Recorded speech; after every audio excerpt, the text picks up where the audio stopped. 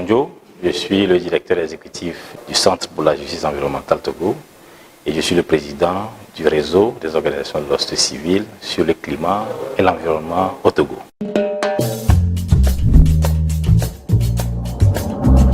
C'est un réseau RO7, c'est un réseau qui fédère les organisations qui travaillent sur le climat et l'environnement et sur les thématiques connexes, à savoir l'agroécologie, les énergies renouvelables et autres thématiques qui sont en lien avec la lutte contre les changements climatiques et la lutte pour la justice climatique et la justice environnementale.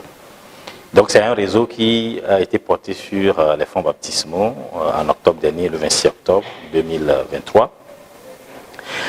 Et donc nous sommes heureux que le réseau aujourd'hui compte beaucoup d'organisations, au-delà de 80 organisations qui sont membres. Donc c'est une force pour la société civile togolaise et surtout les questions environnementales qui sont des questions essentielles.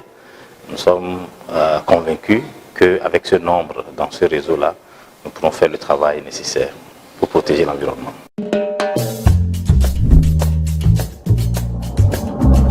C'est une opportunité pour nous de rassembler les organisations de la société civile, celles qui étaient à la COP et celles qui n'y ont pas été, pour renforcer justement les capacités, créer un cadre de synergie pour que les expériences vécues à la COP28 soient partagées dans un premier temps et aussi aller au-delà, former les membres du RO7 sur les négociations environnementales.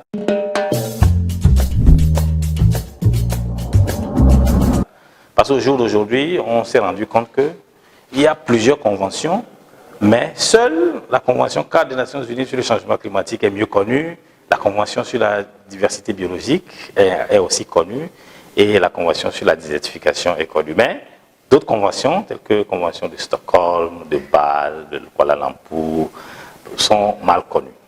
Donc nous avons jugé bon de former justement les membres de RO7 sur ces différentes conventions. Et ça, c'est un premier atout que nous avions eu dans cet atelier.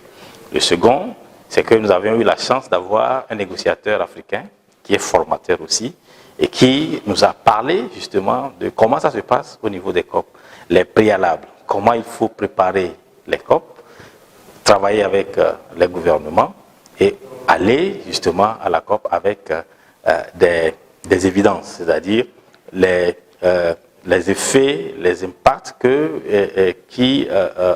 les communautés ont pour justement négocier avec les pays développés qui en fait sont les responsables du changement climatique.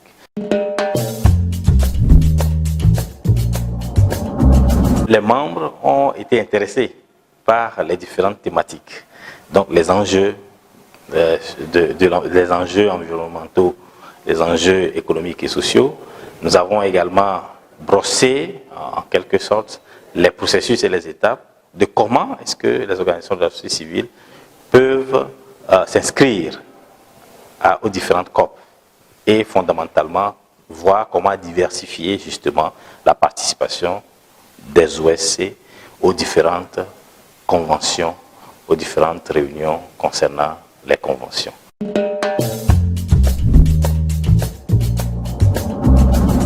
Voilà, merci. Je crois qu'il y a beaucoup d'activités à faire.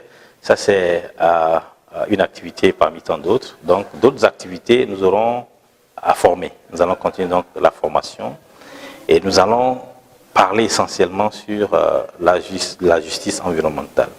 Nous allons organiser des ateliers de formation sur le contenu des conventions.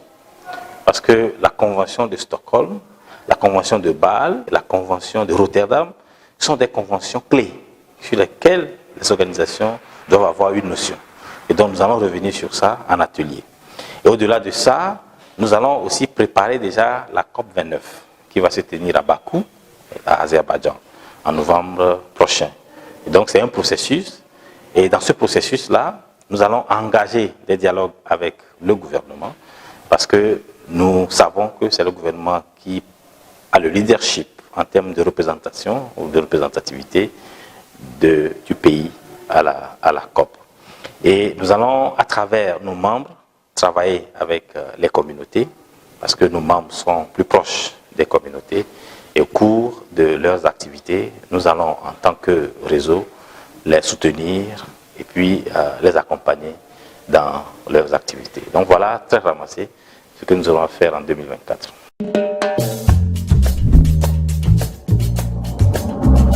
Non, il faut dire que notre porte d'entrée, c'est le ministère de l'Environnement.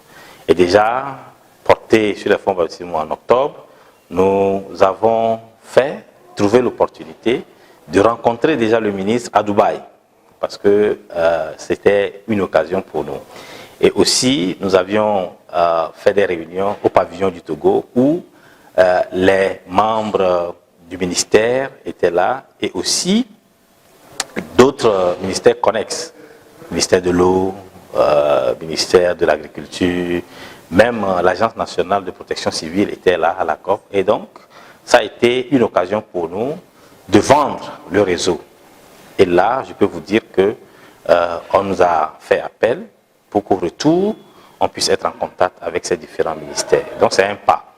Donc, c'est pour dire que nous avons commencé petit à petit, mais nous savons que cette relation entre nous, réseau des organisations de la société civile sur l'environnement et le climat au Togo, cette relation sera forte avec le gouvernement et c'est ensemble que nous allons gagner. Nous voulons vraiment que les communautés aient satisfaction et que les changements climatiques soient véritablement combattus.